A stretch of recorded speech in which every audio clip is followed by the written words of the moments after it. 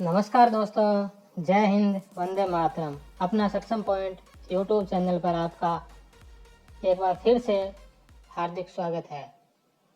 हम पढ़ रहे थे पप्पू सिंह प्रजापत की बुक भारतीय इतिहास वस्तुनिष्ठ, जिसके हमने 2 चैप्टर कंप्लीट कर लिए हैं। आज तीसरा चैप्टर शुरू करने जा रहे हैं। तीसरा चैप्टर सरस्वती सिंधु सभ्यता, जिसे हड़प्पा सभ्यता भी कहा गया है।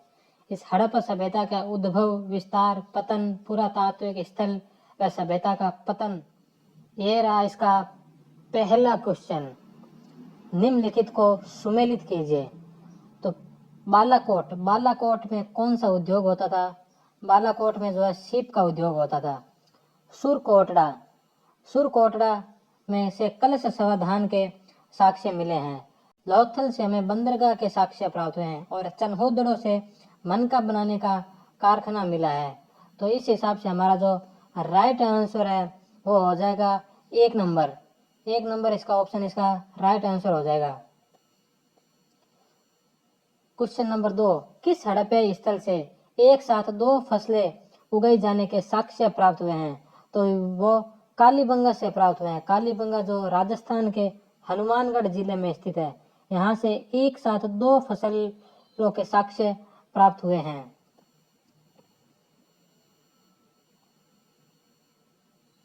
कालीबंगा से बेलनाकार तंदूर के साक्ष्य मिले हैं। कालीबंगा के दक्षिण प्राक क्षेत्र से प्राक हड़प्पा स्थल से जुटे हुए खेत के अवशेष 3री सहस्त्राब्दी ईसा पूर्व 3000 ईसा पूर्व प्राप्त हुए हैं, जो विश्व में प्राचीनतम साक्ष्य है। संस्कृत साहित्य में उल्लेखित बहुधान्यदायक क्षेत्र यही था। यह क्षेत्र बस्ती के दक्षिण पूर्वी दिशा में स्थित है। वहां एक ही खेत से 2 फसलों के उगाए जाने के साक्ष्य मिले हैं।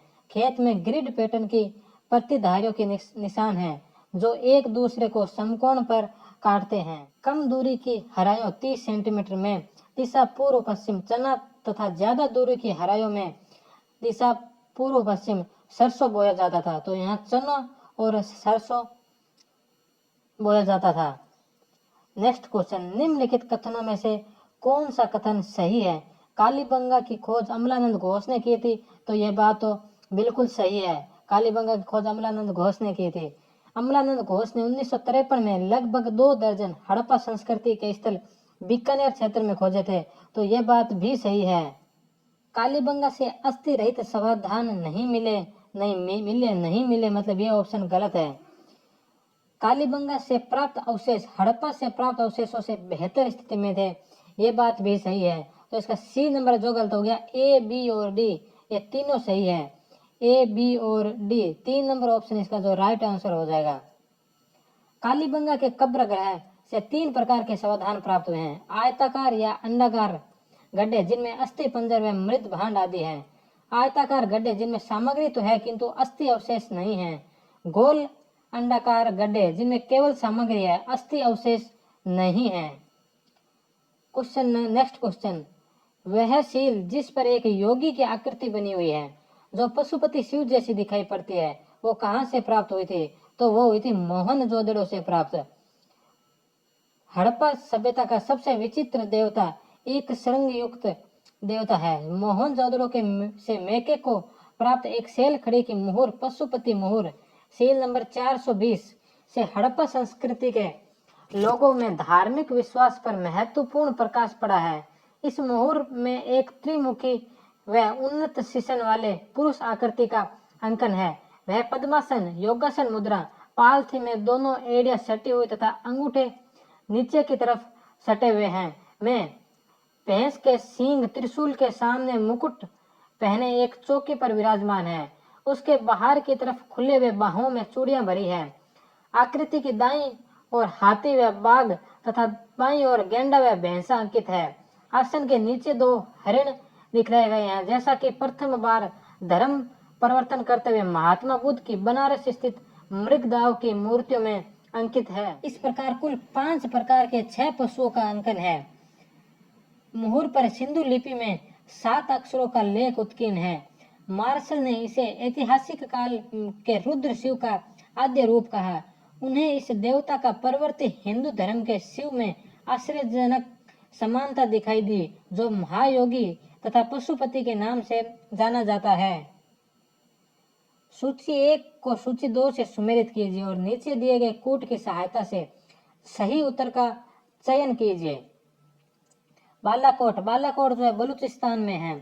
तनहुद्रो जो सिंध क्षेत्र में है।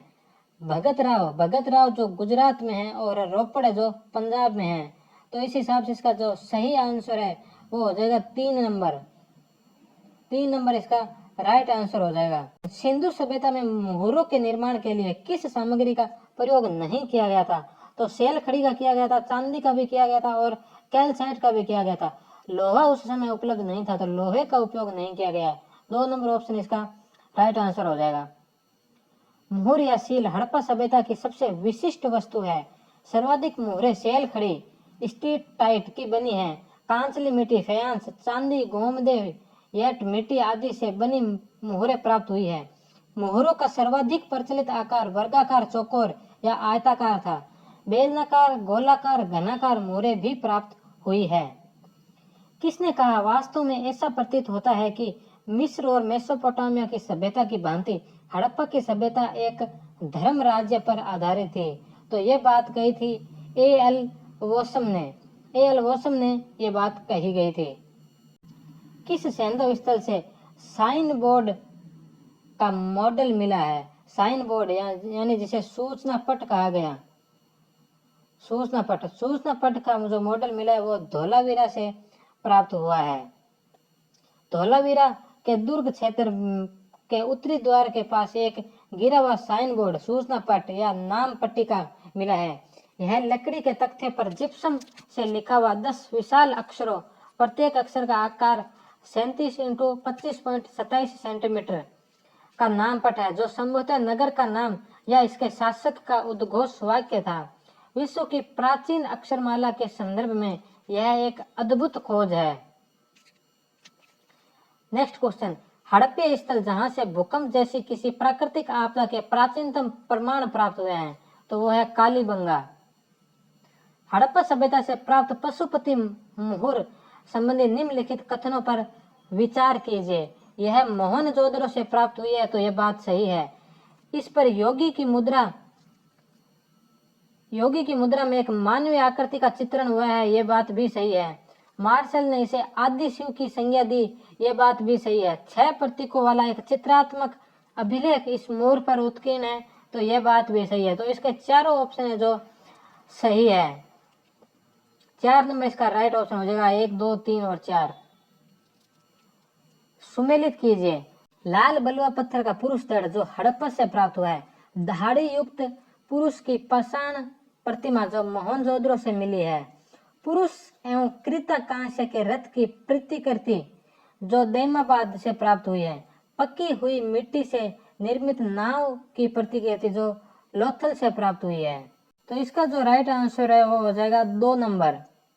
1 में 2, 2 में 1, 3 में 4 और 4 में 3। नेक्स्ट क्वेश्चन, सही युग्मों को सुमेलित कीजिए। हड़प्पा से सावधान R37 मिला है। लोथल से गोदीवाड़ा की प्राप्त हुई है। कालीबंगा से जुता हुआ खेत मिला है और मोहनजोदड़ो से नर्तकी की मूर्ति प्राप्त हुई है।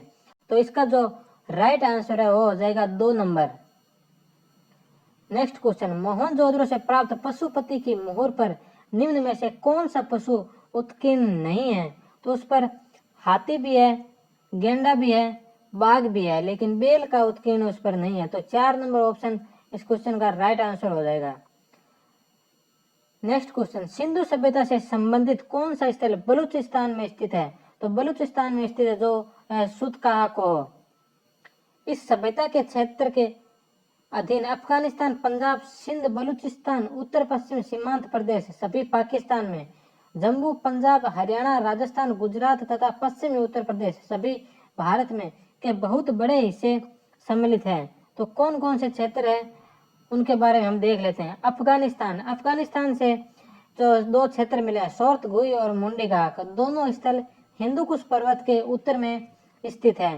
पाकिस्तान के बलूचिस्तान प्रांत से राना गुंडई, सुत कांगेडोर, सुत कहाको, बालाकोट, टाबरकोट, दमसादात मिले हैं। पाकिस्तान के सिंध प्रांत से मोहनजोदड़ो, चनहुदड़ो, कोट जीजी, आमरी, अली मुराद, जुदेर जोदड़ो, प्राप्त हुए हैं। पंजाब, पाकिस्तान के पंजाब प्रांत, सराय खोला, हड़प्पा, डेरा इस्माइल खान, रहमान डेरी,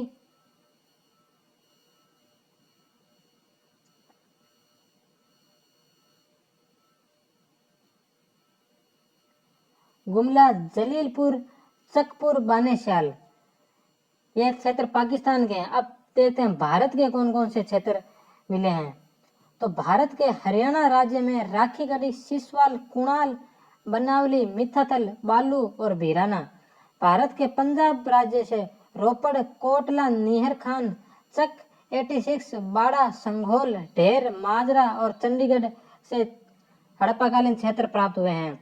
उत्तर प्रदेश की अगर बात की जाए तो उत्तर प्रदेश से सनोली, बागपत, आलमगीरपुर, जो मेरठ, बड़गांव, सहारनपुर, हुलास, सहारनपुर, मांडी, मुजफ्फरनगर, ये क्षेत्र जो उत्तर प्रदेश से मिले हैं। राजस्थान से कालीबंगा, रंगमहल, करणपुर, बालाथल, तरखानवाला, डेरा। वहीं अगर गुजरात की बात की जाए तो गुजरात से खंभात की खाड़ी, रंगपुर, लोथल, काठियावाड़, रोजदी, कुंतासी, नागेश्वर, प्रभासपटन, तेलोद, पादरी, नगवाड़ा, शिकारपुर, मेघम, भगतराव, किम सागर संगम पर गुजरात की मुख्य भूमि के धुर दक्षिण का स्थल, कच्छ का रण, धोलावीरा, सुरकोटरा, देसलपुर। और अगर महाराष्ट्र से एक महत्वपूर्ण स्थल मिला है देमामाद और जम्मू कश्मीर से मिला है मांडा। नेक्स्ट क्वेश्चन, प्राग ऐतिहासिक मिस्र, मेसोपोटामिया या पश्चिम एशिया के बारे में हम ऐसा कुछ नहीं जानते जिनकी तुलना मोहनजोदड़ो के सुनिर्मित स्नानागारों तथा नागरिकों के बड़े बड़े आवासों से की जा सकती है। यह बात कही थी जॉन मार्शल ने कहा था। 1 नंबर ऑप्शन है जिसका राइट आंसर हो जाएगा। मोहनजोदड़ो के वृत्त स्नानागार, मोहनजोदड़ो की सबसे महत्वपूर्ण संरचना है। यह स्तूप क्षेत्र में अवस्थित है। मार्शल ने इसे विश्व का महान आश्चर्यजनक निर्माण कहा था। संपूर्ण स्नानागार की लंबाई 54.86 मीटर व चौड़ाई 33 मीटर है। इस संरचना के मध्य में स्थित जल कुंड 14.50 मीटर लंबा, 7 मीटर चौड़ा व 2.44 मीटर गहरा था। इस जलकुंड के अंदर पहुंचने के लिए उत्तर व दक्षिण में 2.43 मीटर चौड़ी 9 सीढ़ियां थी। दक्षिणी सीढ़ी नमक के प्रभाव के कारण नष्ट हो गई थी।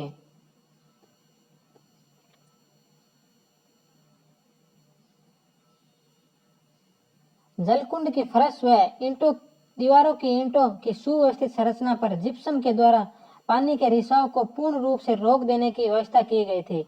यह विश्व में वाटर प्रूफिंग का पहला उदाहरण था।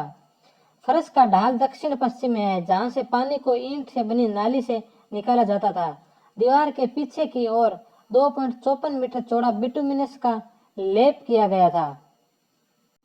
कथन है, मोहनजोदड़ो के किले वाले भाग में एक बड़ा स्नानागार है। तो यह बात बिल्कुल सही है। इसका निर्माण धार्मिक उद्देश्य से किया गया था। यह बात भी सही है। तो इसका जो राइट आंसर है वो हो जाएगा 1 नंबर। कथन ए और कारण ब दोनों सत्य हैं तथा ब कथन ए को स्पष्ट करता है। 1 नंबर ऑप्शन जो इसका राइट आंसर हो जाएगा। मोहनजोदड़ो के महान स्नानागार की खोज किसने की थी? तो वो की थी राखालदास बनर्जी ने, R.D. बनर्जी। हड़प्पा के लोगों के निम्नलिखित में से कौन से मनोरंजन के साधन थे? तो चौसर, पासा, नृत्य और राकेट, ये चारों ही मनोरंजन के साधन थे। तो ABCD 4 नंबर ऑप्शन है जो इसका राइट आंसर हो जाएगा। हड़प्पा के लोगों में पासे का खेल अत्यंत लोकप्रिय था। मोहनजोदड़ो के चतुष्कोण गोटियां व लोथल से खेलने के बोर्ड प्राप्त हुए हैं जिनका प्रयोग चौसर शतरंज के खेल में होता था। हड़प्पा के स्थलों में टेराकोटा के बने बहुत सारे खिलौने पाए गए हैं। इनमें गेंद, पहियों सहित खिलौना गाड़ियां, पहिए पर बैठे जंतु, सीटियां, झुनझुने आदि प्रमुख है। टेराकोटा व शंख के बने लट्टू हड़प्पा से प्राप्त हुए हैं। चौका, बर्तन के सामानों की प्रतिकृतियां, छोटे पलंग आदि भी बच्चे खेलते थे। पिट्टू नामक खेल भी प्रचलित में था। बहुत सारे स्थलों से टूटे हुए कपड़े या डिस्क प्राप्त हुए हैं। नौसारों से एक विचित्र मूर्ति प्राप्त हुई है जिसमें एक पुरुष ने स्त्री के माथे वाले आभूषण पहनकर बच्चों को गोद लिया है। हड़प्पा से तांबे अथवा पित्तल की इक्का गाड़ी प्राप्त हुई है। छिद्र युक्त पक्षी जुड़े गाड़ियों से साक्ष्य मिले हैं। चीन वासियों ने इस प्रकार के खिलौने बनाना भारत से सीखा। नृत्य गायन भी मनोरंजन के साधन थे। हड़प्पा से प्राप्त पत्थर की नृत्यरत आकृति को मार्शल ने नटराज शिव का आदि रूप कहा है। हड़प्पा व मोहनजोदड़ो से टेराकोटा के मुखौटे मिले हैं। शिकार करना, मछली पकड़ना, पक्षियों को पिंजरे में पालना आदि भी मनोरंजन के साधन थे। नेक्स्ट क्वेश्चन, हड़प्पा और मोहनजोदड़ो का असाधारण पुरातात्विक अनुसंधान भारतीय सभ्यता और संस्कृति को कई साल पीछे ले जाता है और उसे निम्नलिखित में से किस सभ्यता के समकालीन बनाता है? तो इसमें मिस्र का नाम आता है, एलम का नाम आता है और मेसोपोटामिया का नाम आता है। ए, बी और सी तीनों है जो इसके राइट आंसर होंगे। ए, बी और सी 3 नंबर ऑप्शन जो इसका राइट आंसर है। निम्नलिखित में से कौन सा सिंधु सरस्वती सभ्यता के बारे में सही नहीं है? तो सही नहीं पूछा है।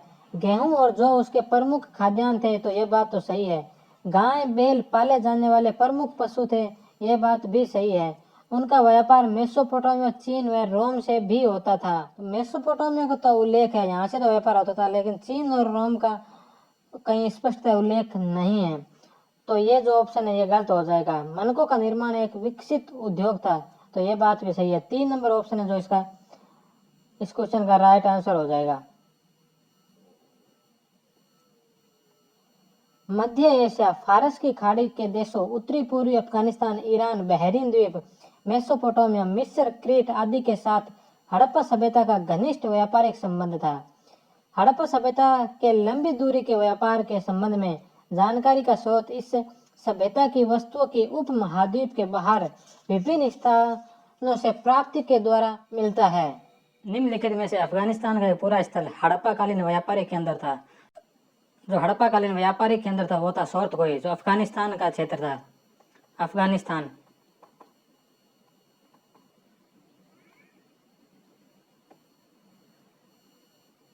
अफगानिस्तान व ईरान अफगानिस्तान, ईरान व तुर्कमेनिस्तान के साथ हड़प्पा व्यापार मुख्यतः स्थल मार्ग द्वारा तथा लंबी दूरी का व्यापार मुख्यतः जल मार्ग द्वारा होता था। अफगानिस्तान के साथ व्यापार का सबसे महत्वपूर्ण प्रमाण सोर्तगई की एकांकी व्यापारिक चौकी से मिलता है। यह लाजवर्द प्राप्ति का सर्व प्रमुख केंद्र था। नेक्स्ट क्वेश्चन, मेसोपोटामिया तथा हड़प्पा के मध्य एक व्यापारिक केंद्र के रूप में बंदरगाह था, तो वह बंदरगाह था बहरीन। मेसोपोटामिया के सम्राट सारगोन 2334 से 2279 ईसा पूर्व के काल के अभिलेखों में सुमेरियन किलाक्षर लिपि में दिलमुन, मगन व मेलुहा का उल्लेख है। दिलमन की पहचान बहरीन द्वीप के रूप में की गई है। मेसोपोटामिया व हड़प्पा सभ्यता के मध्य प्रत्यक्ष व्यापारिक संबंध प्राय नहीं था। दिलमुन के लोग इस व्यापार में बिचौलियों की भूमिका अदा करते थे। दिलमुन को सूर्योदय का देश, फारस की खाड़ी, सूर्योदय का सागर, साफ सुथरे नगर वाला देश, लोकोत्तर स्वर्ग, हाथियों का देश कहा गया। राव के अनुसार सौराष्ट्र स्थित कुड़ नामक स्थल को स्थानीय लोग दिलमुन कहते थे। पूर्व में बहरीन द्वीप स्थित रस अल कला, टेपे याहया, हमाद, हजार, फेलका आदि स्थलों का उल्लेख किया जा चुका है। यहाँ हड़प्पीय वस्तुएं प्राप्त हुई है। नेक्स्ट क्वेश्चन, सिंधु घाटी सभ्यता निम्नलिखित में से किस सभ्यता के समकालीन नहीं थी? तो मिस्र के समकालीन थी, मेसोपोटामिया का भी उल्लेख है, क्रीट का भी है, चीन की सभ्यता के समकालीन नहीं थी। नेक्स्ट क्वेश्चन, निम्नलिखित में से कौन सा एक सही नहीं है? व्यापार हड़प्पा की अर्थव्यवस्था का एक मुख्य भाग था। हाँ, हड़प्पीय लोग अंतर्देशीय व सामुदायिक दोनों व्यापार करते थे, यह भी बात सही है। उनका नील नदी घाटी सभ्यता के साथ घनिष्ठ व्यापार संबंध था। नील नदी घाटी के साथ उनका व्यापार नहीं था, यह ऑप्शन गलत है। उत्खनन से कांस्य और पक्की मिट्टी के बैलगाड़ी के नमूने तथा साथ ही नाव के चित्रण से युक्त मोहरे प्राप्त हुई है, यह बात भी सही है। तो इसका जो राइट आंसर है वो हो जाएगा 3 नंबर। हड़प्पा सभ्यता मुख्यतः व्यापार प्रधान थी। हड़प्पा, मोहनजोदड़ो, लोथल आदि नगरों की समृद्धि का मुख्य स्रोत व्यापार वाणिज्य था, जो भारत के अन्य क्षेत्रों तथा विदेशों से जल स्थल दोनों मार्गों द्वारा होता था। आंतरिक व विदेशी दोनों प्रकार के व्यापार मार्ग संगठित थे। हड़प्पा सभ्यता के नगरों का व्यापारिक संबंध मेसोपोटामिया, दजला फरात नदी घाटी व फारस की खाड़ी से होने के पर्याप्त पुरातात्विक प्रमाण मिलते हैं। हालांकि मेसोपोटामिया की तुलना में मिस्र की नील नदी घाटी सभ्यता से व्यापारिक संबंध कम था। मिस्र के साथ व्यापार प्रधानतः लोथल से होता था। नेक्स्ट क्वेश्चन, हड़प्पा सभ्यता का दक्षिण तुर्कमेनिस्तान के साथ गहरा संबंध था। तो यह बात तो सही है। हड़प्पा सामग्री अथवा हड़प्पा के प्रभाव में उत्पादित सामग्री किस और निपुर आदि से प्राप्त हुई है, यह बात भी सही है। तो इसका जो आंसर हो जाएगा, आंसर ऑप्शन ए और ऑप्शन बी दोनों सही है। परंतु जो ऑप्शन बी कारण आर है, इसका एक से कोई संबंध नहीं है, इसलिए 2 नंबर ऑप्शन इसका जो राइट हो जाएगा। ए और आर दोनों सही है, परंतु ए की सही व्याख्या आर नहीं है। निम्नलिखित में से कौन सा कथन हड़प्पा के विषय में सही नहीं है? यह दक्षिण एशिया का पहला नगरीय सभ्यता थी। तो यह बात तो सही है। हड़प्पा सभ्यता के लोगों ने ही पहली बार परिवहन के लिए पहिए का प्रयोग किया, यह बात भी सही है। हड़प्पा सभ्यता के लोगों का नील नदी घाटी के लोगों के साथ घनिष्ठ व्यापार था। तो यह बात है जो गलत है। हड़प्पा में निर्मित वस्तुएं दक्षिणी तुर्कमेनिस्तान में पाई जाती है, यह बात भी सही है। तो 3 नंबर ऑप्शन है जो इसका राइट आंसर हो जाएगा। नेक्स्ट क्वेश्चन, सूची 1 को सूची 2 के साथ सुमेलित कीजिए। सूची 1 में स्थानों के नाम दिए गए हैं और सूची 2 में भौगोलिक स्थितियां दी गई है। तो मेलुहा जो है वो सिंधु क्षेत्र का था। दिलमुन जो है ये बहरीन क्षेत्र का था। मक्कान जो है ये मकरान तट का है और कुरगांव ये मध्य एशिया का है। तो इसका जो राइट आंसर हो जाएगा वो होगा 3 नंबर।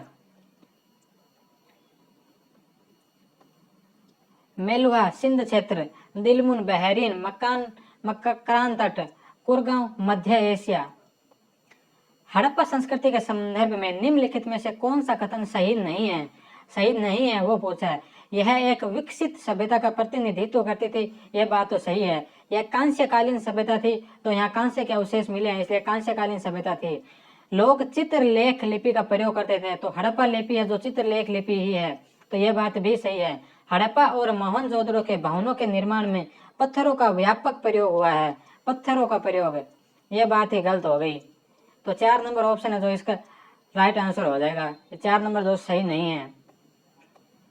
हड़प्पा व मोहनजोदड़ो के भवन मुख्यतः पक्की ईंटों तथा लोथल, रंगपुर व कालीबंगा के निर्माण में अधिकांशतः कच्ची ईंटों का प्रयोग हुआ है। यद्यपि यहाँ पर भी नालियों के लिए पक्की ईंटों का प्रयोग हुआ है। अली मुराद, सुत कांगेड़ और सुरकोटड़ा में विशेषतः नींव में पत्थर का प्रयोग किया जाता था। नेक्स्ट क्वेश्चन, अधोलिखित कलाकृतियों में से कौन सी मोहनजोदड़ो से प्राप्त नहीं हुई है ये पूछा है।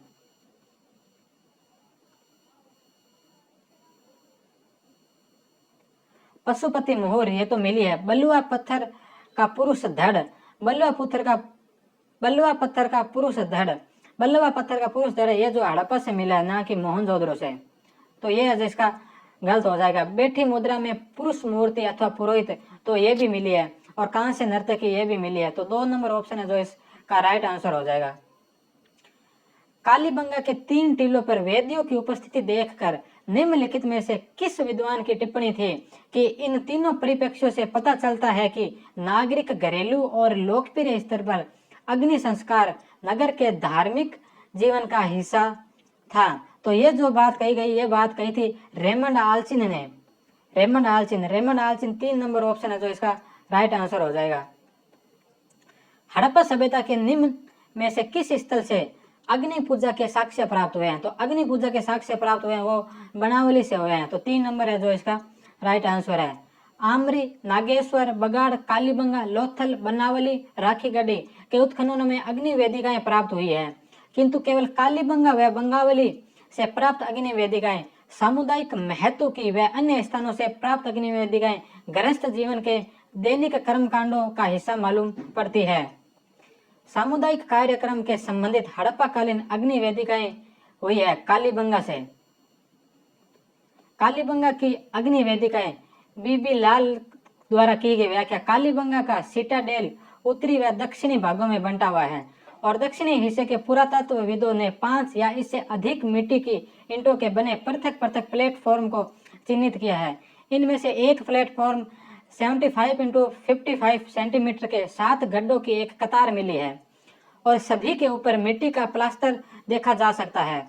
बीबी लाल के अनुसार ये यज्ञ वेदिकाएं या अग्निकुंड थी। इन गड्ढों से राख, चारकोल और आयताकार मिट्टी के टुकड़े तथा टेराकोटा केक पाए गए हैं। इन यज्ञ वेदिकाओं के पश्चिम में मिट्टी के जार का एक बड़ा हिस्सा जमीन में गड़ा हुआ पाया है, जिसमें राख, चारकोल पाए गए थे। समीप में ही एक कुआं और खुला हुआ स्नानागार बना है, जो पके हुए ईंटों से बनी एक नाली से जुड़ा है। एक अन्य प्लेटफॉर्म से एकल अग्निकुंड और एक कुआं भी पाया गया है। 1.25 इंटू 1 मीटर के एक आयताकार ईंट के छोटे वाले गड्ढे से मवेशियों की हड्डियां और सींग पाए गए हैं, जो पशु बलि का स्थान रहा होगा। बीबीलाल का मानना है कि सिटाडेल के उत्तर में स्थित भवनों में अग्निकुंड से जुड़े कर्मकांडे पुरोहितों का निवास स्थान था। कालीबंगा के घरों से भी अग्नि वेदिकाएं मिली है। कालीबंगा से प्राप्त अग्निकुंड हड़प्पा सभ्यता से जुड़ी धार्मिक आस्थाओं का सबसे बड़ा आकर्षक प्रतिनिधित्व करते हैं। हड़प्पा पुरा स्थल से अग्नि वेदिकाएं नहीं प्राप्त हुई, तो सुरकोटरा से जो अग्नि वेदिकाएं नहीं प्राप्त हुई। बनावली, राखीगढ़ी और लोथल, यहाँ तीनों से अग्नि वेदिकाओं के साक्ष्य मिले हैं। निम्नलिखित किन हड़प्पा स्थलों से अग्नि वेदिकाओं के प्रमाण प्राप्त हुए हैं? तो अग्नि वेदिकाओं के जो प्रमाण है वो अमरी से मिले हैं, बनावली से मिले हैं और कालीबंगा से मिले हैं। रंगपुर से अग्नि वेदिकाओं के प्रमाण नहीं मिले हैं। तो ए, बी और सी 3 नंबर ऑप्शन है जो इसका राइट आंसर होगा। किस पुरा स्थल के दुर्ग में 7 अग्निकुंड प्राप्त हुए हैं? तो 7 अग्निकुंड है जो कालीबंगा से प्राप्त हुए हैं। निम्नलिखित में से किसकी पूजा हड़प्पा संस्कृति में नहीं होती थी? तो आद्य रूप शिव की पूजा होती थी, मातृ देवी की पूजा होती थी, पीपल की पूजा होती थी। विष्णु की पूजा का उल्लेख कहीं भी हड़प्पा सभ्यता में नहीं मिला है। तो 4 नंबर ऑप्शन है जो इसका राइट आंसर हो जाएगा। हड़प्पा सभ्यता की अधिकांश मुहरे निम्नलिखित में से बनी हुई थी। तो सेल खड़ी की बनी हुई थी। सेल खड़ी की मुहरे जो अधिकांशतः प्राप्त हुई है। निम्न में से कौन से कथन हड़प्पा मोहरों के संदर्भ में सही है? तो सही कथन का पूछा है। अधिकांश मोहरें आकृति में वर्गाकार थी, तो यह बात तो सही है। अधिकांश मोहरें सेल खड़ी की बनी थी, यह बात भी सही है। कुछ मोहरों पर केवल लेख है परंतु आकृतियां नहीं है, यह बात भी सही है। तो 1, 2 और 3 4 नंबर ऑप्शन है जो इसका राइट आंसर होगा। मोहर या सील हड़प्पा सभ्यता की प्रमुख शिल्प मानी जाती है। अधिकांश मोहरें वर्गाकार या आयताकार है। वर्गाकार मोहरों की औसत फलम 2.54 सेंटीमीटर है। अधिकांश मोहरों का निर्माण सेल खड़ी से हुआ है। फिर भी अल्प संख्या में चांदी, फेयस, कांच या कालसाइट की मोहरें भी बनी थी। मोहनजोदड़ो से यूनिकॉर्न प्रतीक वाली 2 मोहरें चांदी की मिली है तथा लोथल से तांबे और सोप स्टोन की बनी कुछ मोहरें मिली है। मोहरों पर चित्रांकन उत्कीर्ण किया जाता था। सामान्यतः सभी मोहरों से संक्षिप्त अभिलेख प्राप्त हुए हैं। कुछ आयताकार मोहरों पर चित्र के स्थान पर केवल अभिलेख मिले हैं। The last river on the trail of the Saraswati पुस्तक के लेखक कौन है? तो यह पुस्तक लिखी थी मिशेल डेनिनो ने। भारत के किस सबसे बड़े ज्ञात अंत्येष्टि स्थल से रथ के साक्ष्य प्राप्त हुए हैं? तो वो हुए थे सनोली से। उत्तर प्रदेश के बागपत में स्थित सनोली हड़प्पा सभ्यता का अंतिम ज्ञात कब्रगाह स्थल है। नवीन उत्खननों में इसे विश्व का विशालतम कब्र स्थल माना जा रहा है। इसका प्राथमिक उत्खनन डीवी शर्मा ने 2005-06 में किया। जनवरी 2019 में इसके तृतीय चरण का उत्खनन हुआ है। यहाँ से उत्तर हड़प्पा कालीन सिमेट्री कब्रगाह की प्राप्ति हुई है। हालांकि इसके उत्खनन करता इसे परिपक्व हड़प्पा काल का ही मानते हैं। इसका कालक्रम 2200 से 1800 ईसा पूर्व निर्धारित किया गया है। सनोली से उत्खनन में बहुत सारी ऐसी वस्तुएं प्राप्त हुई है जिनका संबंध महाभारतकालीन संस्कृति से बताया जा रहा है। यहाँ एक शाही कब्रगाह से नक्काशी युक्त शाही योद्धाओं के 2 ताबूत, 2 ताम्र रथ, दक्षिण एशिया में कांस्य युग की प्रथम उपलब्धि, काष्ठ निर्मित धनुष जिसका शेष मिट्टी में हुबहू सुरक्षित अवस्था में मिला, ढाल, कवच, तांबे की एक दुसदी एंटीना, तलवार व अश्व कंकाल प्रमुख है। उत्खनन में प्राप्त 2 पैर वाले ताबूत की खोज भारतीय उपमहाद्वीप का प्रथम अद्भुत प्राप्ति है। निम्नलिखित में से कौन से कथन सनोली स्थल के पुरातात्विक निष्कर्षों से उपजे हैं? इसका काल लगभग 2200 से 1800 ईसा पूर्व का माना गया है। तो ये बात तो सही है। अभी तक विभिन्न स्तरों से लगभग 116 कब्रों की खुदाई की गई है। यह बात भी सही है। सभी समाधान स्थल विस्तारित समाधान स्थल है, नहीं अलग अलग प्रकार के हैं। 2 समाधान स्थल 1-2 शवों वाले तथा अन्य 3 शवों वाले पाए गए हैं। यह बात भी सही है। तो इसका जो ए, बी और डी ये 3 सही हो जाएंगे। ए, बी और डी 3 नंबर ऑप्शन है जो इसका राइट आंसर हो जाएगा। सनोली से दाह संस्कार, पूर्व समाधान, आंशिक समाधान, द्वितीय समाधान व प्रतीकात्मक समाधान, कलश समाधान के साक्ष्य मिले हैं। यहाँ से एक जुड़वा कब्रगाह भी मिला है जिसमें 30 से 35 साल के 2 पुरुषों का शव रखा हुआ था। 3 शवों वाला अस्थि कलश युक्त कब्र भी यहाँ से मिला है। एक कब्र के मध्य हड़प्पा सभ्यता का प्रसिद्ध पात्र डिश ऑन स्टैंड, एक लंबा स्टीटाइट का मनका तथा एक सफेद बैंड वाला अगेट का मनका भी प्राप्त हुआ है।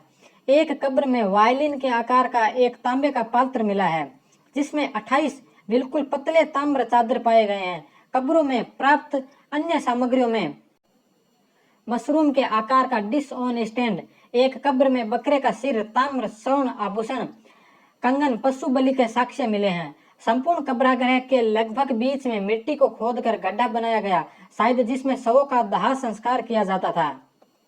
निम्नलिखित में किस हड़प्पाई स्थल से ताम्र रथ प्राप्त हुआ है? तो वो है सनोली से, 3 नंबर ऑप्शन। हड़प्पन स्थल सनोली के अभी हाल में उत्खननों में प्राप्त हुए हैं। मानव समाधान। ऋग्वेद के साक्ष्यों को आधार बनाकर किस विद्वान ने सर्वप्रथम हड़प्पा सभ्यता के पतन के लिए आर्यों के आक्रमण को उत्तरदायी ठहराया? तो वो थे मार्टिमर व्हीलर। आर्य आक्रमण सर्वप्रथम राम प्रसाद चंदा, आर.पी. चंदा ने इस सिद्धांत को प्रतिपादित किया। तत्पश्चात गोल्डन चाइल्ड 1934 इसके प्रतिपादक थे। मार्टिमर व्हीलर 1946 व स्टुअर्ट पिगट ने भी इसी मत का समर्थन किया। व्हीलर ने तर्क दिया कि ऋग्वेद में इंद्र को पुरंदर किलों को नष्ट करने वाला कहा गया है। उन्होंने ऋग्वेद में उल्लिखित हरिपुरिया का समीकरण हड़प्पा से किया है।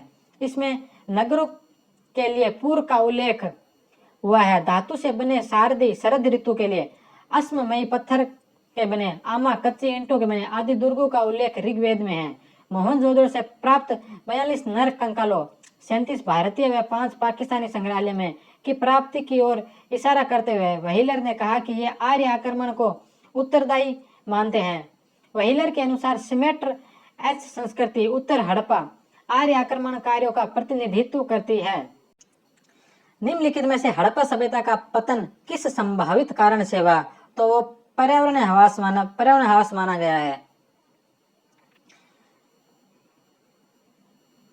निम्न में से किस विद्वान का मत है कि सैंधव सभ्यता का विनाश जलवायु परिवर्तन के कारण हुआ? तो यह बात कही थी ए.एन. घोष ने। मोहनजोदड़ो करीब 2000 ईसा पूर्व तक उजड़ गया था, किंतु दूसरी ओर कालीबंगा और लोथल 18वीं शताब्दी ईसा पूर्व तक विद्यमान रहे। तो यह बात तो सही है बिल्कुल। कथन आर, ऐसा प्रतीत होता है कि हड़प्पा संस्कृति के विभिन्न क्षेत्रों के अस्तित्व में अंतर था। तो यह बात भी सही है, इसलिए इसका 1 नंबर ऑप्शन है जो राइट हो जाएगा।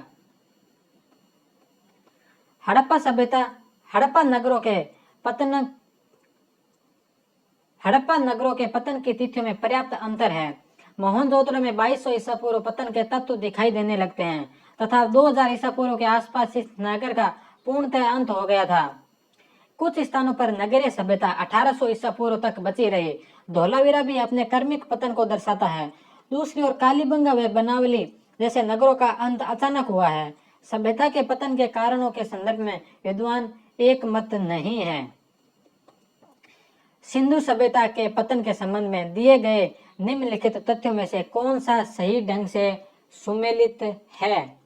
गोल्डन चाइल्ड ने कहा था विदेशी आक्रमणों से पतन हुआ। यह बात बिल्कुल सही है।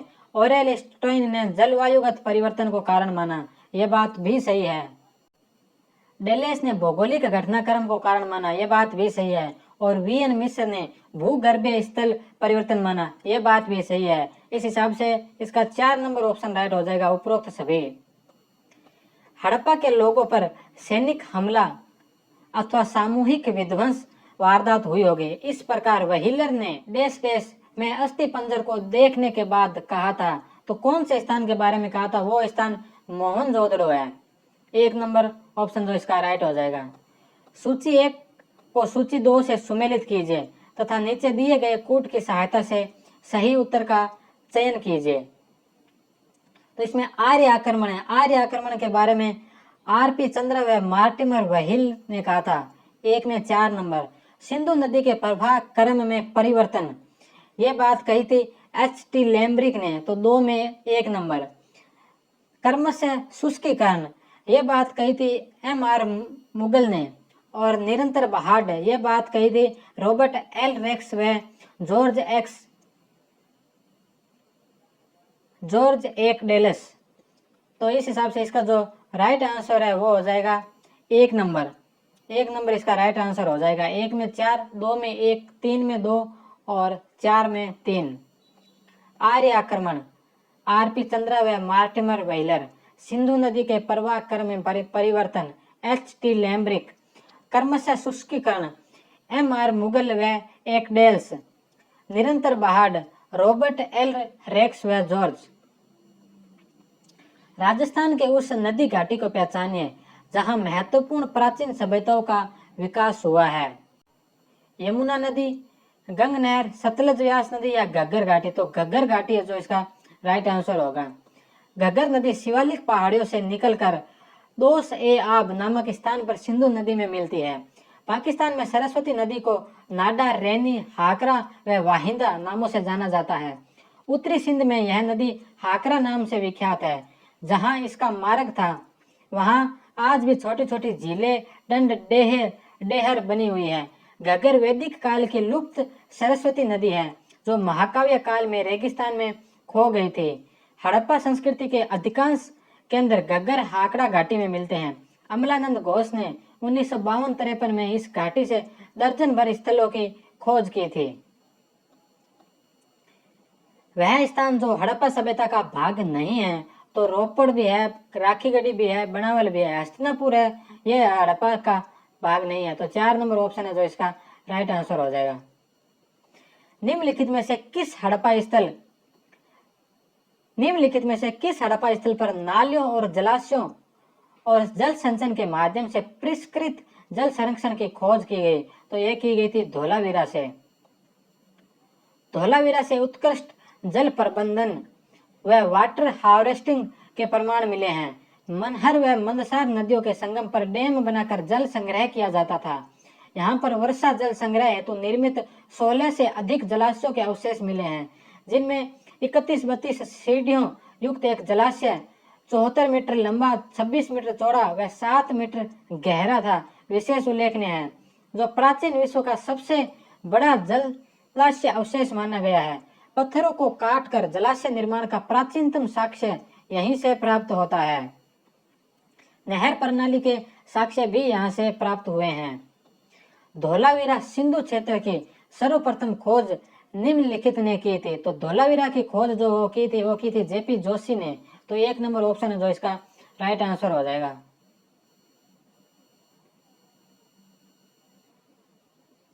धोलावीरा शब्दार्थ सफेद कुआं, एक बेमिसाल झील शहर। अगर हम हड़प्पा सभ्यता की भव्यता को महसूस करना चाहते हैं तो हमें अहमदाबाद से 350 किलोमीटर या कार से 7 घंटे की यात्रा कर स्थित धोलावीरा जाना चाहिए। यह नगर मेसोपोटामिया के साथ हड़प्पा सभ्यता के समुद्री व्यापार का महत्वपूर्ण केंद्र हुआ करता था। गुजरात के कच्छ के रण में मनहर व मानसेहरा नदियों के मध्य खादिर द्वीप स्थित धोलावीरा की खोज 1967-68 ईस्वी में डॉक्टर जगपति जोशी ने की। 1990-91 ईस्वी में रविंद्र सिंह बिष्ट ने इसका व्यापक उत्खनन किया था। निम्नलिखित में से उस मौसमी नदी को पहचान कीजिए जो हड़प्पाई स्थल धोलावीरा से संबंधित है। तो वो है मनहर। गड्ढे व पत्थर के सज्जा परत से युक्त किले की विशालकाय प्राचीर एवं पाषाण स्तंभों के अवशेष निम्नलिखित स्थल के दुर्ग क्षेत्र से प्राप्त हुए हैं, तो वो धोलावीरा से हुए हैं। हड़प्पा स्थल के किस स्थल से कुशल पाषाण स्थापत्य के प्रमाण मिले हैं? धोलावीरा। धोलावीरा का दुर्ग क्षेत्र एक्रोपोलिस 300 × 300 मीटर का वर्गाकार क्षेत्र था, जिसके चारों दीवारों के बीच में प्रवेश द्वार थे। इसके पूर्वी प्रवेश द्वार से चूना पत्थर के स्तंभों के आधार पर पोलिस श्वेत पाषाण स्तंभों के सतह के टुकड़े मिले हैं। यह भारतीय उपमहाद्वीप में पत्थरों पर पोलिश किए जाने का प्राचीनतम प्रमाण है। इसके 3000 वर्ष पश्चात मौर्य काल में ऐसी कारीगरी देखने को मिलती है।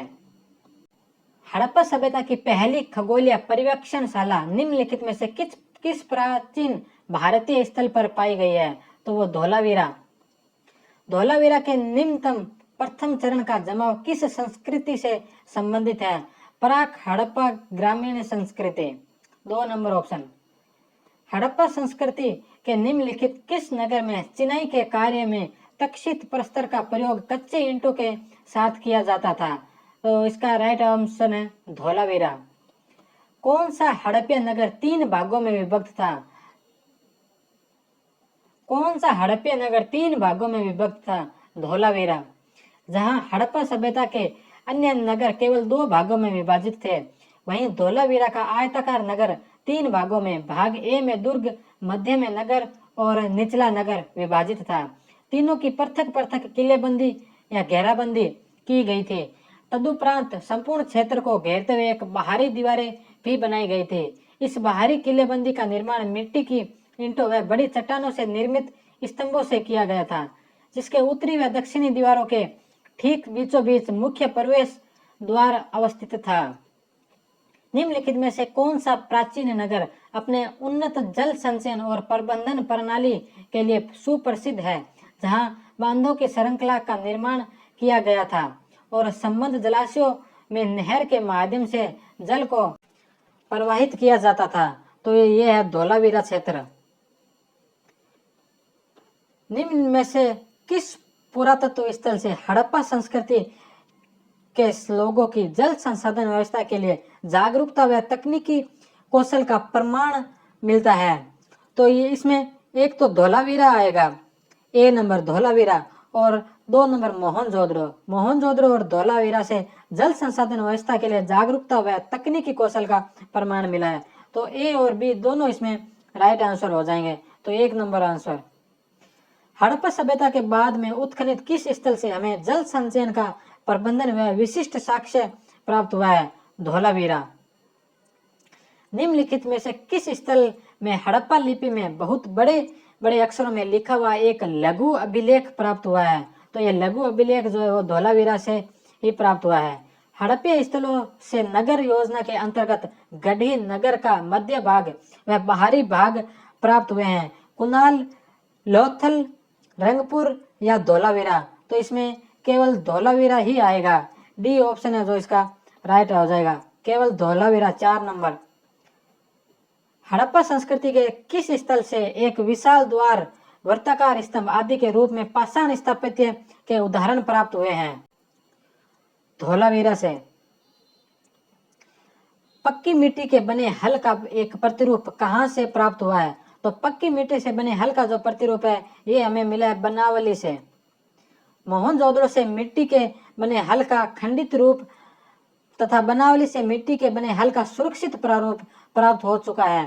चोलिस्तान के कई क्षेत्रों में भी मिट्टी के हल प्रारूप मिले हैं। रणवीर चक्रवर्ती के अनुसार गनेरीवाल, बहावलपुर क्षेत्र से भी मिट्टी के हल की अनुकृति का साक्ष्य प्राप्त हुआ है। निम्नलिखित वक्तव्यों पर विचार कीजिए।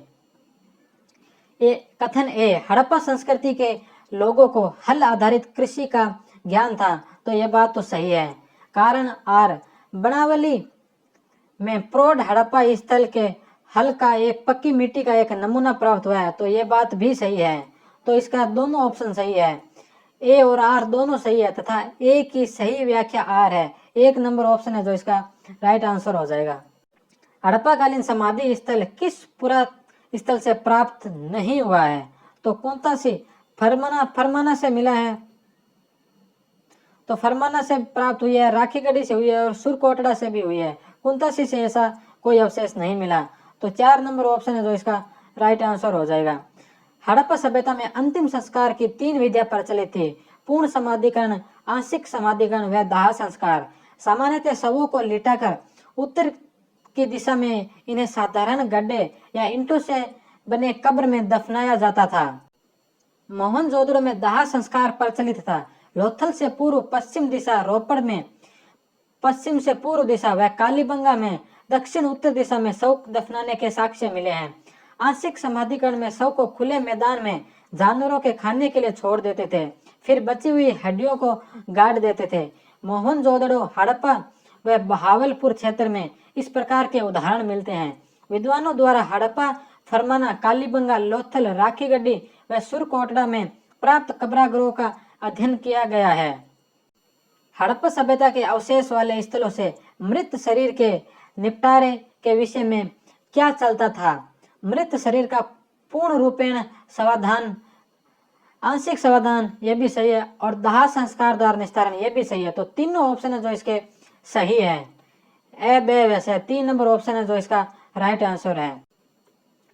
देश देश ने सिद्ध किया कि हड़प्पा के लोगों में एक सामान्य दफनाने की पद्धति थी। जमीन में गड़े हुए मुर्दों के सिर हमेशा उत्तर दिशा की ओर होते थे। तो यह बात तो सही है। मुर्दों को दफनाते समय आमतौर पर चीजों का इस्तेमाल करते थे, ये बात भी सही है। मुर्दों को बैठे हुए आसन पर ही दफनाते थे, तो बैठे हुए आसन पर ही दफनाते थे, तो ये बात गलत है। ए और बी सही है, यानी 3 नंबर सही हो जाएगा। उपरोक्त दोनों सही है। सूची 1 को सूची 2 से सुमेलित कीजिए। ताबूत समाधान, ताबूत समाधान के अवशेष जो हड़प्पा से मिले हैं। विस्तारित समाधान, विस्तारित समाधान के जो प्रमाण है वो सनोली से प्राप्त हुए हैं। संयुक्त समाधान के साक्ष्य लोथल से मिले हैं और कलश समाधान के साक्ष्य जो मोहनजोदड़ो से मिले हैं। तो 1 में 1, 2 में 4, 3 में 2 और 4 में 3। तो इसका जो राइट आंसर है वो हो जाएगा 3 नंबर। 1 में 1, 2 में 4, 3 में 2 और 4 में 3। हड़प्पा संवैधानिक अवस्था और स्थल। ताबूत समाधान हड़प्पा से, विस्तारित समाधान सनोली से, संयुक्त समाधान लोथल से और कलश समाधान जो मोहनजोदड़ो से। हड़प्पा कालीन पूरा स्थल राखीगढ़ी स्थित है। तो राखीगढ़ी जो है हरियाणा के हिसार जिले में स्थित है। राखीगढ़ी हरियाणा के हिसार जिले में प्राचीन सरस्वती, द्वस्तती, घग्गर नदी घाटी में स्थित है। खोज व खोजकर्ता 1969 में इसकी खोज की गई थी सूरजभान, और प्रथम उत्खननकर्ता इसके अमरेंद्र नाथ थे। हड़प्पा स्थल का सबसे बड़ा नगर है, 530 हेक्टेयर क्षेत्र में फैला हुआ है। साइट कैओमेट विश्लेषण के आधार पर सर्वेक्षित दूसरा हड़प्पा पूरा स्थल, प्रथम जो है वो कुंतासी है। राखीगढ़ी को एशिया के 10 सबसे अधिक संकटग्रस्त पूरा स्थलों में शामिल किया गया है। हड़प्पा सभ्यता के पूर्वी विस्तार की प्रांतीय राजधानी के रूप में पहचान दी गई है। यहाँ से कुल 11 पुरातात्विक टीले प्राप्त हुए हैं। प्राचीनतम स्तर से सोंथी संस्कृति के साक्ष्य प्राप्त हड़प्पा व विकसित हड़प्पा चरण उपलब्ध है।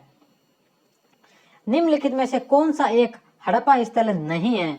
तो वो है अंतरजी खेड़ा। चन्होदड़ो है हड़प्पा स्थल है, कालीबंगा भी हड़प्पा स्थल है और राखीगढ़ी भी हड़प्पा स्थल है। निम्नलिखित में से कौन से हड़प्पा स्थल का निचला नगर रक्षा प्राचीर से घिरा हुआ है? मोहनजोदड़ो, हड़प्पा, बनावली या कालीबंगा? तो कालीबंगा है जो इसका राइट आंसर हो जाएगा।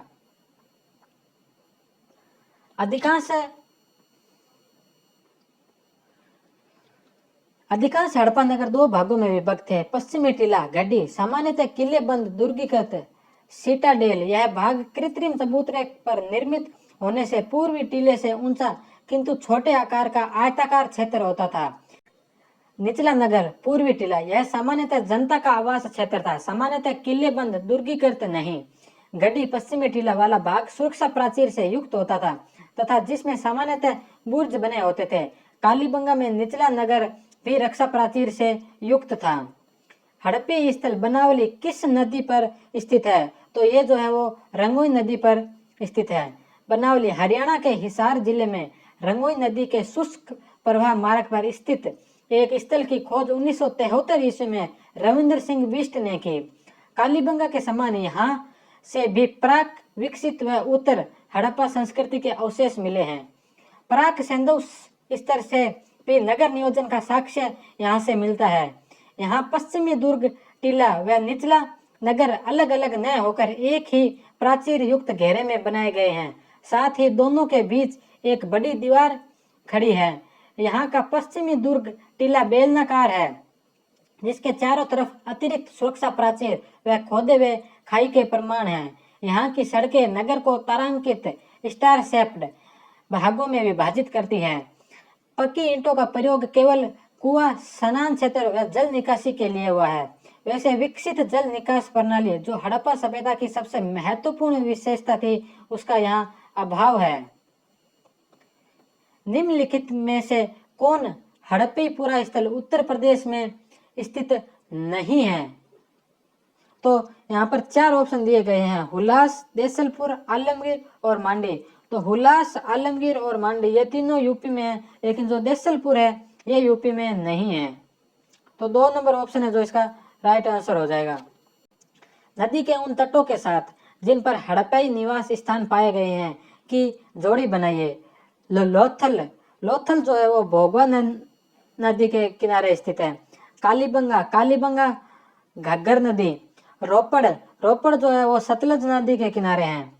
हड़प्पा, हड़प्पा जो रावी नदी के किनारे हैं। और मोहनजोदड़ो जो सिंध नदी के किनारे स्थित है। तो इसका जो राइट आंसर है वो हो जाएगा 1 नंबर। लोथल, भोगवा नदी, कालीबंगन, घग्गर नदी, रोपड़, सतलज नदी, हड़प्पा, रावी नदी और मोहनजोदड़ो सिंधु नदी। मोहनजोदड़ो में उस क्षेत्र की पहचान कीजिए जहां सिंधु सभ्यता के पूरा स्थल नहीं मिले हैं। तो बलूचिस्तान से तो मिले हैं। उत्तर पश्चिमी सीमावर्ती प्रांत का पहाड़ी क्षेत्र, यहाँ से हड़प्पा कालीन कोई स्थल प्राप्त नहीं हुआ है। निम्न हिमालय क्षेत्र से भी मिला है और उत्तरी महाराष्ट्र से भी प्राप्त हुए हैं। तो 2 नंबर ऑप्शन है जो इसका राइट आंसर हो जाएगा। निम्नलिखित में से कौन सा हड़प्पा स्थल प्राचीन सुतुद्रु नदी पर स्थित था? तो वो था रोपड़। हड़प्पा जो रावी नदी के किनारे स्थित था। चनहुदड़ो सिंध नदी, राखीगढ़ी घग्गर नदी और रोपड़ सुतुद्रु जिसे सतलज नदी कहा जाता है उसके किनारे स्थित था। निम्नलिखित हड़प्पाई स्थलों में से कौन सा गुजरात के कच्छ क्षेत्र में स्थित है? तो गुजरात के जो कच्छ क्षेत्र में वो एक तो धोलावीरा है और दूसरा जो देसलपुर है। कुन्नाल और कुंतसी ये जो गुजरात के नहीं है। तो 1 नंबर और 2 नंबर जो इसके राइट आंसर हो जाएंगे। धोलावीरा, सुरकोटड़ा व देसलपुर। धोलावीरा, सुरकोटड़ा व देसलपुर गुजरात स्थित कच्छ के रण में है। कुंतसी गुजरात में स्थित अन्य हड़प्पा स्थल है। कुनाल जो हरियाणा में स्थित है। सूची 1 में दी गई हड़प्पन स्थानों की सूची 2 में दी गई नदियों के साथ सुमेलित कीजिए तथा कोड की सहायता से सही उत्तर चुनिए। तो हड़प्पा जो है वो रावी नदी के किनारे, मोहनजोदड़ो, मोहनजोदड़ो जो है वो सिंध नदी के किनारे, कालीबंगा, कालीबंगा घग्गर नदी और सुटकाजिनीडोर ये जो है दासक नदी के किनारे हैं। तो इसका जो राइट आंसर हो जाएगा वो हो जाएगा 1 नंबर। हड़प्पन रावी नदी, मोहनजोदड़ो सिंध, कालीबंगा घाघरा हाकर और सुटकाजिनडोर ये दासक नदी। नेक्स्ट क्वेश्चन, सूची 1 को सूची 2 में मिलाइए और सही उत्तर का चयन कीजिए। तो मोहनजोदड़ो है वहां से दड़ियाल मानव आकृति मिली है। चनहुदड़ो से मनका बनाने वाला दुकान प्राप्त हुई है। कालीबंगा से अग्नि वेदिकाएं मिली है और लोथल जो है ये भोगवा नदी के किनारे हैं। तो इसका जो राइट आंसर हो जाएगा वो होगा 3 नंबर। मोहनजोदड़ो दड़ियाल मानव मूर्ति, चनहुदड़ो मनका बनाने वाली दुकान, कालीबंगा अग्नि वेदिका और लोथल भोगवा नदी। निम्नलिखित हड़प्पा शहरों का उत्तर से दक्षिण की ओर सही भौगोलिक अनुक्रम क्या है? तो उत्तर से दक्षिण की ओर इनका अनुक्रम पूछा है। तो जो सबसे उत्तर में है वो है हड़प्पा।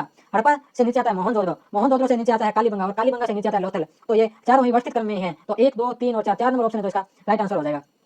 सिंधु घाटी सभ्यता की खोज किस वर्ष की गई थी? तो ये 1921 में की गई थी जॉन मार्शल के निर्देशन में। 1921 में भारतीय पुरातत्व सर्वेक्षण विभाग के महानिदेशक जॉन मार्शल के नेतृत्व व निर्देशन में दयाराम साहनी ने हड़प्पा नामक इस टीले की खोज की। 1924 में चार्ल्स मेसन के सर्वप्रथम हड़प्पा जाने के करीब 100 वर्ष बाद जॉन मार्शल ने सिंधु सभ्यता नाम से इस नवीन सभ्यता के उद्घाटित होने की घोषणा की। 20 सितंबर 1924 को द इलस्ट्रेटेड लंदन न्यूज में प्रकाशित मार्शल के लेख में हड़प्पा व मोहनजोदड़ो की खोज की घोषणा की गई। हड़प्पा कालीन निम्नलिखित स्थलों में से कौन सा नवीनतम उत्खनित स्थल है? तो ये जो है कानमेर है। निम्नलिखित में से कौन सा सिंधु घाटी स्थल नहीं है? तो राखी गड्डी, कालीबंगा और अमरी ये तीनों सिंधु घाटी सभ्यता के स्थल है। कोलदी हवा जो है ये सिंधु घाटी का नहीं है। निम्नलिखित में से कौन सा एक हड़प्पा स्थल नहीं है?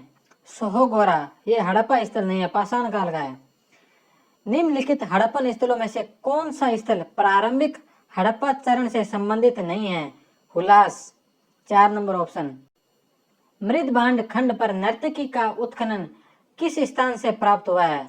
तो ये हुआ है बीराना से। बीराना हरियाणा में आता है, बीराना क्षेत्र। बीराना फतेहाबाद हरियाणा। उत्खनन राव व अन्य 2004-5 में। भारतीय पुरातत्व सर्वेक्षण विभाग की रिपोर्ट में बीराना को हड़प्पा सभ्यता के क्षेत्राधीन सबसे प्राचीन स्थल घोषित किया गया है। इसकी प्रथम बसावट रेडियो कार्बन C14 के आधार पर 7570 से 6200 ईसा पूर्व की रेखांकित की गई है। बीराना स्थल का 2A काल नगरीय हड़प्पा सभ्यता की शुरुआत और 2B काल पूर्ण रूप से नगरीय हड़प्पा सभ्यता का प्रतिनिधित्व करता है। परिपक्व हड़प्पा बस्ती को चारों तरफ से कच्ची ईंटों की विशाल दीवारों से घेरा गया था। यहाँ से हाकरा संस्कृति व परिपक्व हड़प्पा संस्कृति के अवशेष मिले हैं। यहाँ से अनेक कमरों वाले 3 भवन प्राप्त हुए हैं। 4 कमरों युक्त एक भवन टीले के बिल्कुल केंद्र में स्थित था। एक भवन में 10 कमरों के अलावा बरामदा व आंगन भी था, जिसके फर्श पर राख युक्त टेराकोटा केक मिले हैं। तीसरे भवन में 6 कमरे, एक रसोई घर, एक मुख्य आंगन, 3 अतिरिक्त आंगन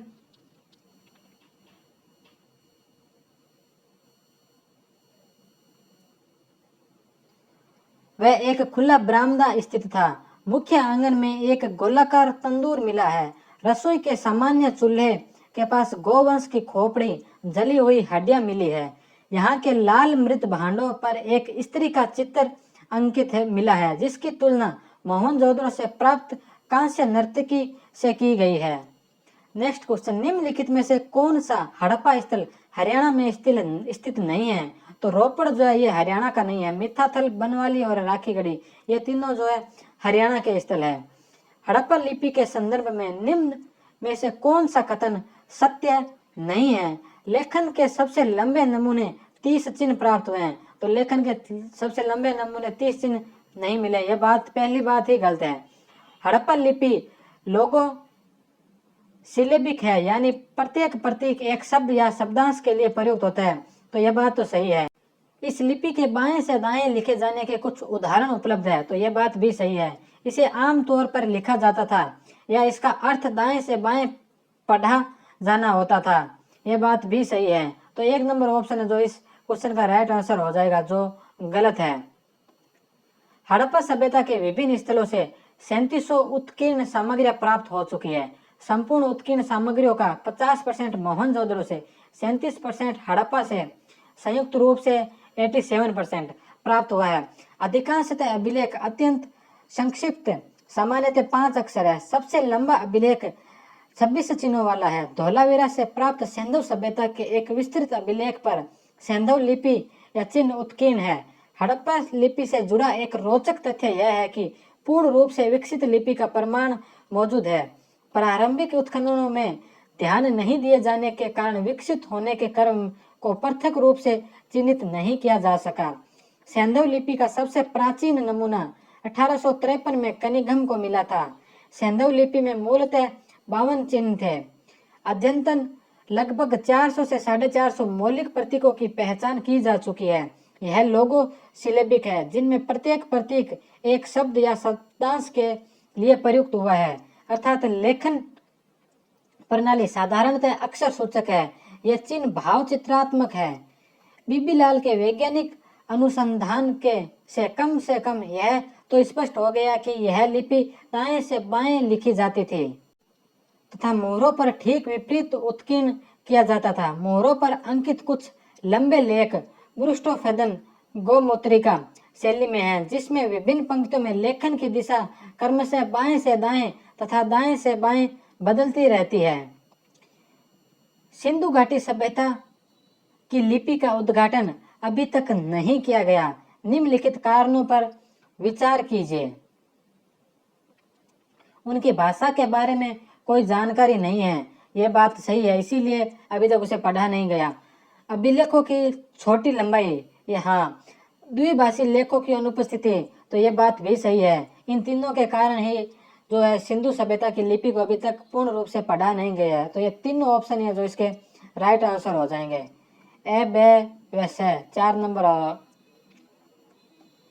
हड़प्पा कालीन 2 महत्वपूर्ण फसलें हैं, तो गेहूं और जौ। गेहूं और जौ हड़प्पा कालीन प्रमुख फसलें मानी जाती है। गेहूं सर्व प्रमुख तथा जौ हड़प्पा सभ्यता के प्रमुख खाद्यान्न थे। गेहूं की 3 प्रजातियां ट्रिकम कम्पैक्ट व स्प्रोकोकम मुख्य है तथा जौ की 2 किस्मों से वे परिचित थे। हड़प्पा, कालीबंगा, लोथल, रंगपुर से चावल के प्रमाण अर्थात गुजरात व राजस्थान से मिले हैं, परंतु यह अत्यंत निम्न कोटि का है। हुलास से धान की खेती किए जाने का स्पष्ट प्रमाण मिला है, किंतु यह उत्तर हड़प्पा कालीन है। गेहूं मोहनजोदड़ो व हड़प्पा में, जो मोहनजोदड़ो में, हड़प्पा व कालीबंगा में प्राप्त हुआ है। निम्नलिखित में से किस युग में कच्चे व पक्के ईंटों का रिहायशी इमारतों में प्रयोग होता था? तो सिंधु घाटी सभ्यता। निम्नलिखित में से प्रसिद्ध कांस्य की नृत्य रथ मूर्ति कहाँ से प्राप्त हुई है? तो ये हुई है मोहनजोदड़ो से प्राप्त। मोहनजोदड़ो।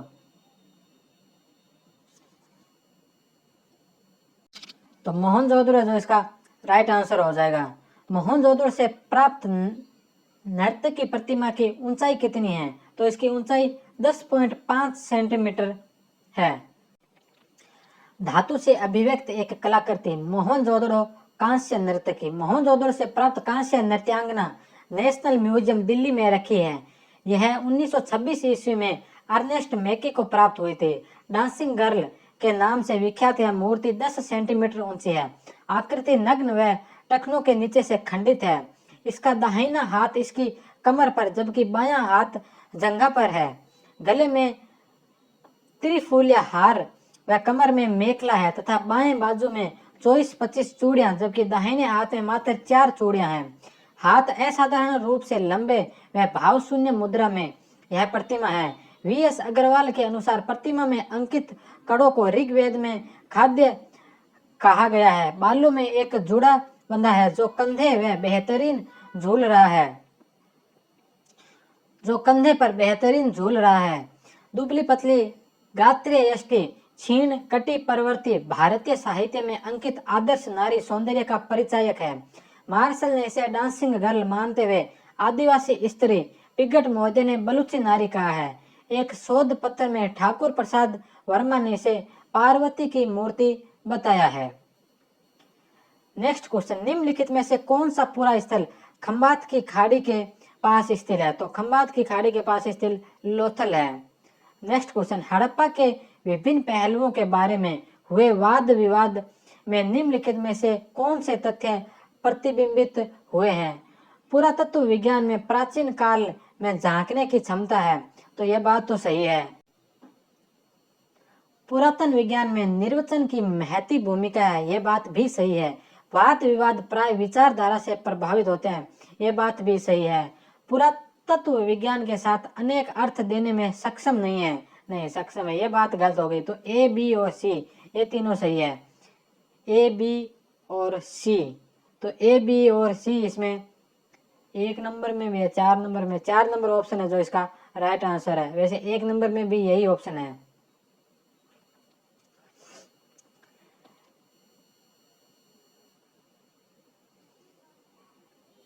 निम्नलिखित में से कौन से कथन सही है? भारतीय उपमहाद्वीप की प्राचीनतम लिपि हड़प्पा लिपि है, तो ये बात तो सही है। प्राचीनतम पठित डिसाफड लिपि ब्राह्मी है, तो ये बात भी सही है क्योंकि हड़प्पा लिपि अभी तक पढ़ी नहीं गई है। भारत में इतिहास और प्राक इतिहास के बीच विभाजक रेखा खींचना आसान है, ये बात गलत है।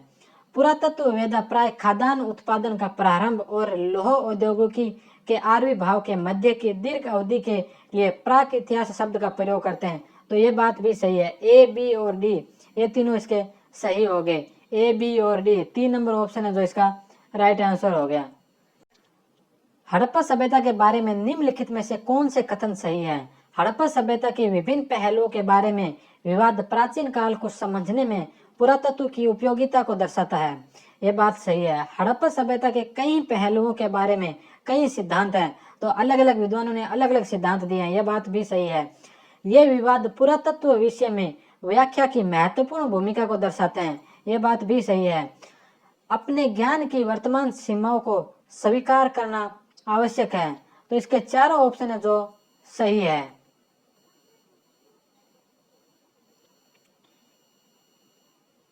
ए, बी, सी, डी 4 नंबर ऑप्शन है जो इसका राइट आंसर हो जाएगा। हड़प्पा में कौन सा प्राणी सामान्यतः नहीं था? घोड़ा, बकरी, गाय या हाथी? तो घोड़े के बहुत ही कम अवशेष मिले हैं, एक आध जगह से मिले हैं। तो बकरी, हाथी, गाय के अवशेष तो मिले हैं, तो घोड़ा है जो केवल ए इसका राइट आंसर हो जाएगा। कृषि के साथ पशुपालन व आखेट भी हड़प्पा वासी में लोकप्रिय थे। बैल, गाय, भैंस, कुत्ता, सुअर, भेड़, बकरी, हिरण, गधा, वरहा, हाथी, ऊंट आदि पालतू पशु थे। हड़प्पा में घोड़े के अस्तित्व को पूर्णतः नकारा नहीं जा सकता। लोग सीमित रूप में इसके उपयोग से परिचित थे। हड़प्पा में घोड़े की उपस्थिति के विषय में अभी भी बहस जारी है। उदाहरण के लिए संदर्भ में आई हड्डियां आधे गधे इक्वस हेमियोनस खुर अथवा पालतू घोड़े इक्वस कबालस के हैं, यह निश्चित कर पाना कठिन है। निम्नलिखित में से किस हड़प्पाई स्थल से ऊंटा अस्थि पाए जाने की साक्ष्य नहीं है? तो ऊंटा अस्थि पाए जाने के साक्ष्य नहीं है। मोहनजोदड़ो से भी ऊंट के साक्ष्य मिले हैं, हड़प्पा से भी ऊंट के साक्ष्य मिले हैं, कालीबंगा से भी ऊंट के साक्ष्य मिले हैं और सुरकोटड़ा से भी ऊंट के साक्ष्य मिले हैं। तो ये तो चारों ऑप्शन ही सही है,